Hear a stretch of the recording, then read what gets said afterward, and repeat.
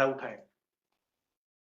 अब डीजीपे लाइट के बारे में बताते हैं कि डीजीपे लाइट ऐप क्या है और किस तरह काम करता है। तो डीजीपे लाइट ऐप जो है, ऑनबोर्डिंग थोड़ा सा डिफरेंट है इसमें।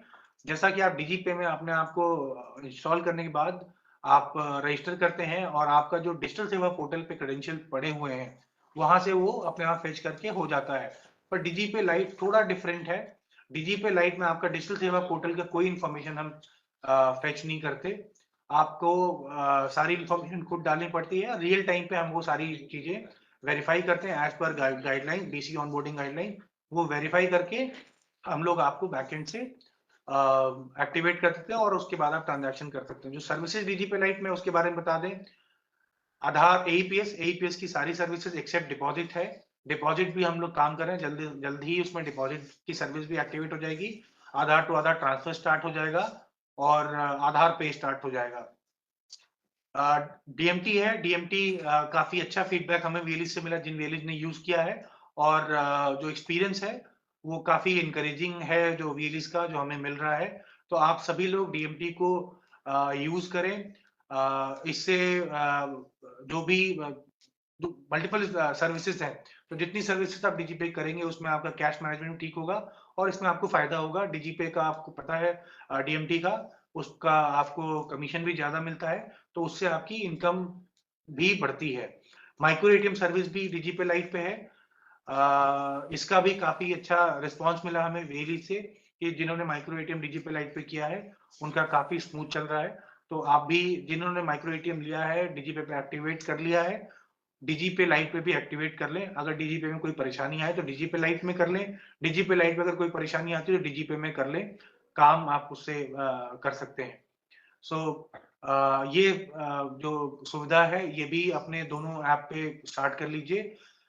डीजीपे लाइट पे उन्हीं माइक्रो एटीएम को हम अलाउ करेंगे जो डीजीपे पे पहले एक्टिवेट हो चुके हैं, तो इसका प्लीज ध्यान रखेंगे।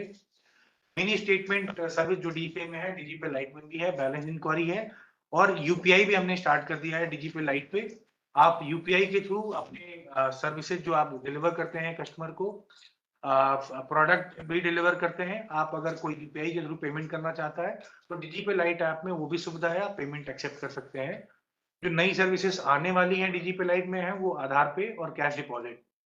तो ये हम लोग कोशिश करें 31 मार्च तक इसको स्टार्ट कर लें।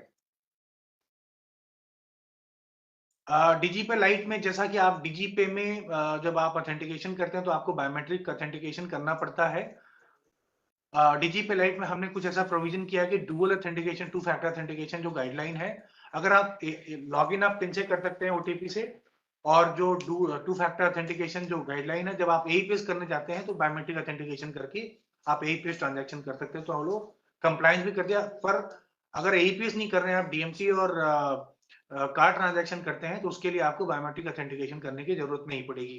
जो AEPS light DGP lite app है वो विंडोज और एंड्रॉइड दोनों प्लेटफॉर्म पे काम करता है। विंडोज में वेब वर्जन है इसका जो काम करता है, और एंड्रॉइड पे इसका क्लाइंट ऐप डाउनलोड करके आप कर सकते हैं। अभी हम लोग लिंक के थ्रू दे रहे हैं सभी वीएलएस को। डीजीपे लाइट ऐप से हमारी जो टीम की तरफ से एक मेल जा रहा है, उस लिंक पे आप क्लिक करके अपने आप को ऑनबोर्ड कर सकते हैं। एक ओटीपी, लॉगिन के टाइम एक ओटीपी की जरूरत होती है जो 24 घंटे के लिए वैलिड होती है अगर आप एक्टिव हैं तो। इसमें एक आईवीआर सपोर्ट सिस्टम है। आईवीआर मतलब कि अगर आपको कोई तकलीफ है तो उस पर डायल करके आप अपनी जो परेशानी है उस ऑप्शन को चूज करके अपना सोल्यूशन अपना सोल्यूशन सपोर्ट जो हमारा सिस्टम वो करेगा। इसमें लाइव चैट फैसिलिटी भी है व्हाट्सएप के थ्रू। तो आप व्हाट्सएप पे भी जाके, चैटबॉट है, चैटबॉट पे आप जाके अपने चैट कर सकते हैं सिस्टम से। आपका अगर कोई ऐसा स्टैंडर्ड प्रॉब्लम है तो उसका रेजोल्यूशन भी वहीं पे हो जाता है। आप इसमें डुअल वॉलेट है, आप दोनों वॉलेट से काम कर सकते हैं, डीएमटी वॉलेट और ट्रांजैक्शन वॉलेट। ट्रांजैक्शन वॉलेट में आपका जितना कार्ड और एईपीएस की ट्रांजैक्शन सेटल होती है, बट अगर कहीं भी किसी वॉलेट में फंड की जरूरत हो तो एक वॉलेट से दूसरे वॉलेट में फंड ट्रांसफर कर सकते हैं और ट्रांजैक्शन कर सकते हैं। इसमें आप मल्टीपल अकाउंट भी कर सकते हैं, प्रोवाइडेड कि वो आपका अकाउंट हो और सक्सेसफुली वैलिडेट हुआ हो। और इसमें जो कमीशन हम देते हैं क्रेडिट, वो रियल टाइम पे देते हैं।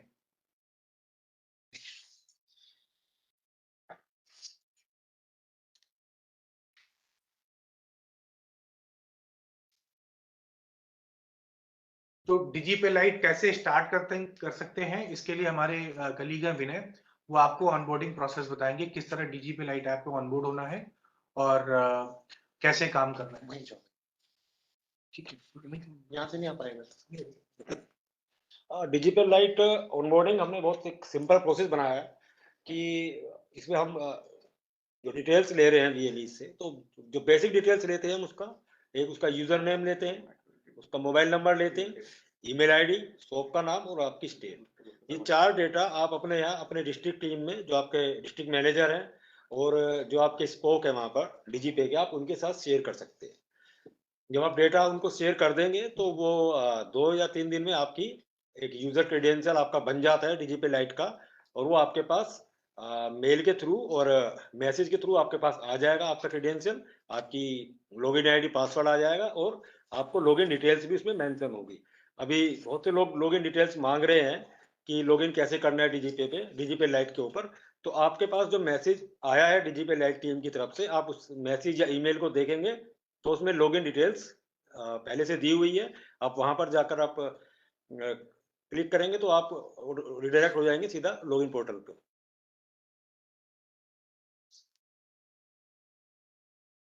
ठीक है, जब आपके पास लॉगिन डिटेल्स आ जाएगी तो आप लॉगिन करने के लिए आप कैसे जाएंगे, तो ये इस तरह का आपका मोबाइल पे जब आप करेंगे, ऐप डाउनलोड कर लेंगे तो इस तरह का इंटरफेस आएगा। उसमें आपको अपनी लॉगिन आईडी डालनी है, पासवर्ड डालना है और फिर ओटीपी के लिए प्रोसीड करना है। एक एमपिन आपके मोबाइल पर जाएगा, आप उस एमपिन को डालेंगे।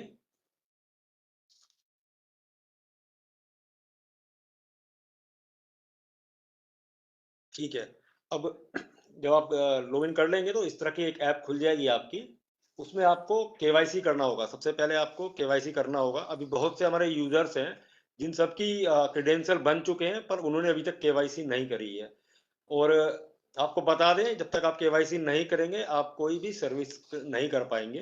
तो सभी से मेरा अनुरोध है, जिन लोगों की डिजिटल लाइट की आईडी बनी गई है वो सब लोग अपनी केवाईसी कीजिए, क्योंकि जिस समय हम आपको ऑनबोर्डिंग करते हैं आपसे हम कोई डिटेल नहीं लेते, हम सिर्फ आपकी बेसिक डिटेल्स लेते हैं। तो केवाईसी के समय हम आपसे आपका आधार और आपके पैन की डिटेल लेते हैं, वो अपने यहाँ से वेरीफाई होती है। तो इसलिए आपको सबसे पहले केवाईसी के लिए जाना होगा। सबसे पहले हम अपना मोबाइल नंबर वेरीफाई करेंगे। अपना मोबाइल नंबर डालेंगे, एक ओटीपी आपके मोबाइल के ऊपर आएगी, आप उसको वेरीफाई करेंगे। मोबाइल वेरिफिकेशन के बाद आप अपना ईमेल आईडी वेरिफिकेशन करेंगे। आप अपनी ईमेल आईडी डालेंगे, ईमेल के ऊपर एक ओटीपी आएगी, आप उसको वेरीफाई करेंगे। इस तरह का एक वेलकम पेज आएगा। अब आपको पैन वेरिफिकेशन करना है। पैन वेरिफिकेशन के समय हमें अपना पैन का जो फ्रंट का पेज, जो फ्रंट साइड होती है वो आपको लानी है, उस पर उसकी फोटो क्लिक करनी है। इसी तरह हम आधार का करेंगे, आधार का फ्रंट और आधार का बैक। एक चीज हमें ध्यान रखनी, जिस समय हम वेरिफिकेशन करते हैं, अपना केवाईसी करते हैं, तो जो हम एड्रेस अपने आधार में डालते हैं वही एड्रेस से हमें अपनी एक जो शॉप की एक फोटो लगती है और एक अपनी सेल्फी हम खरीद लेते हैं इसमें, तो वो ध्यान रखना है कि वो उसी लोकेशन पे होनी चाहिए, वही जियो टैगिंग होनी चाहिए उसकी। क्योंकि होता क्या है कि आपने आधार लगाया है गाजियाबाद का और आप कर रहे हैं लखनऊ से, तो वो नहीं होगा। आपको केवाईसी उसी लोकेशन से करनी होगी जिस लोकेशन पे आपने आधार दिया हुआ है।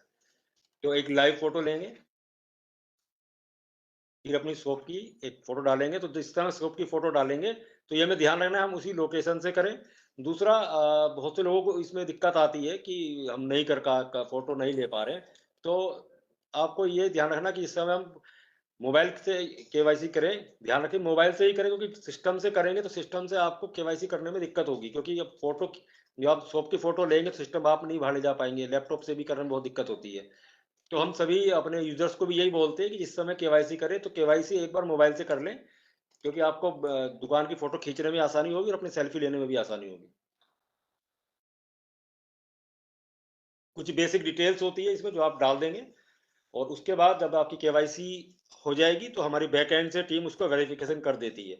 तो अभी बहुत से यूजर्स आ रहे हैं कि हमारी केवाईसी पेंडिंग है। हमारी टीम केवाईसी कर रही है, वेरिफिकेशन कर रही है।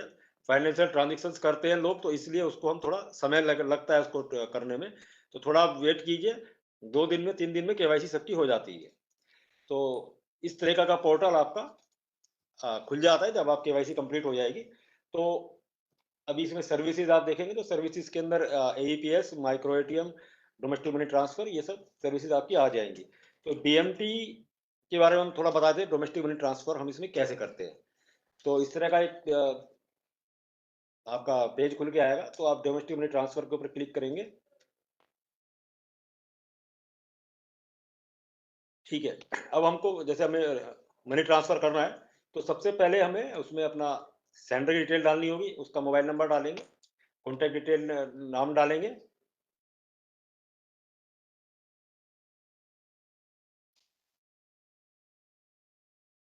आपने रजिस्टर किया तो सबसे पहले आपको रेमिटर को रजिस्ट्रेशन करना होगा, मतलब जो पैसा डालने के लिए आया है आपने उनका नाम डाला, उनको रजिस्टर किया उनके मोबाइल से।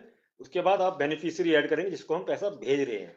तो बेनिफिशियरी ऐड करने के लिए हम उसका बेनिफिशियरी का नाम डालेंगे, उसका आईएफएससी कोड, उसकी बैंक की डिटेल्स डालेंगे।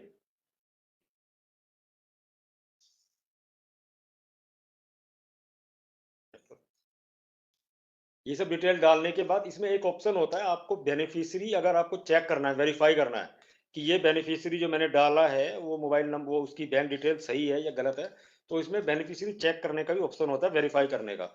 तो वेरीफाई करने में आपके 2 रुपये करीब कटते हैं, 2.5 रुपये कटते हैं।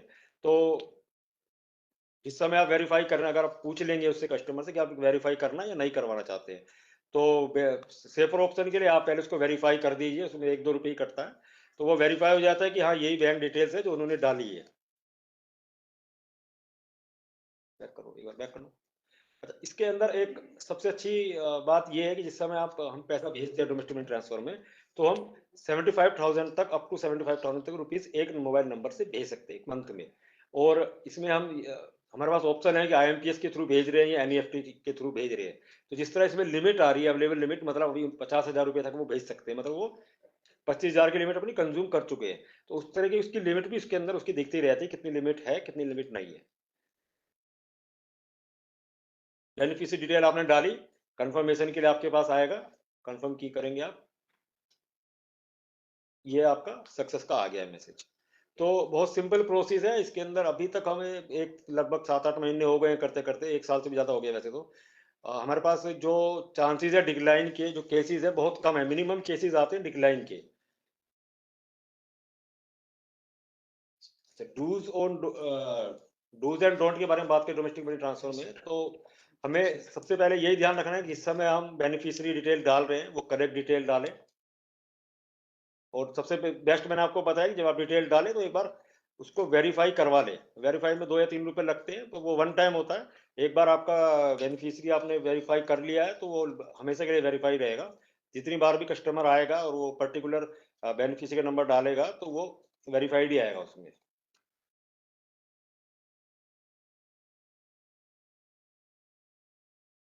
ठीक है, एक चीज हमें ध्यान रखनी है, जैसा कि एईपीएस में भी पहले हम बताते हैं, जो भी आप ट्रांजेक्शन करते हैं, कुछ भी ट्रांजेक्शन करते हैं, आप उसका लॉग जरूर मेंटेन करें, उसकी डिटेल्स मेंटेन करें अपने यहाँ, कोई बेनिफिशियरी कहाँ पैसा गया वो अपने पास मेंटेन करें, कि बाई चांस अगर ट्रांजेक्शन का रेस्पॉन्स नहीं आता है तो आप वेट कीजिए। ठीक है, और ये सब कभी कभी क्या होता है, बैंक से रेस्पॉन्स होने में टाइम लगता है, तो इसे थोड़ा वेट कीजिए, जब रेस्पॉन्स आ जाएगा तो वो आप पैसा ले सकते हैं उनसे। कभी भी किसी से ओवरचार्ज मत कीजिए, जो हमने 1% हम बोलते हैं 1% ही कस्टमर से लीजिए, कोई ओवरचार्ज नहीं कीजिए। और हमेशा ट्रांजेक्शन के बाद ट्रांजेक्शन रिसिप्ट दीजिए उनको, वही मैंने बताया 1% से ज़्यादा आप नहीं लेंगे। और अगर ट्रांजेक्शन फेल है तो आप डीएमटी के अगेंस्ट कोई कैश नहीं लेंगे कस्टमर। ठीक है, थैंक यू विनय। अच्छा, आप जो ये स्क्रीन पे दो पोस्टर दिख रहे होंगे आपको। एक तो ये कि अभी जो कुछ रीसेंट फ्रॉड्स हो रहे हैं एईपीएस में अक्रॉस द इंडस्ट्री, बहुत बहुत सारी जगह पे आ रहे हैं फ्रॉड। तो किसी तरह हमने देखा है कि हमारे वेलीज काम कर रहे हैं, ट्रांजैक्शन भी किया, बाद में कुछ ऐसे कस्टमर जो डिलिबरेटली कंप्लेन करते हैं, जानबूझ के कंप्लेन करते हैं।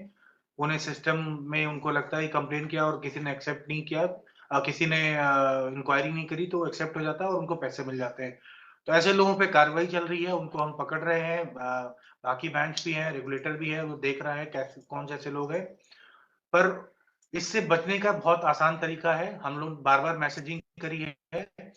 सभी डेली अपना जो भी ट्रांजैक्शन करता है उसका रजिस्टर मेंटेन करें। फॉर्मेट भी हमने शेयर किया था अपने स्टेट टीम के थ्रू, आपके व्हाट्सएप ग्रुप्स में मैसेजिंग भी करी थी।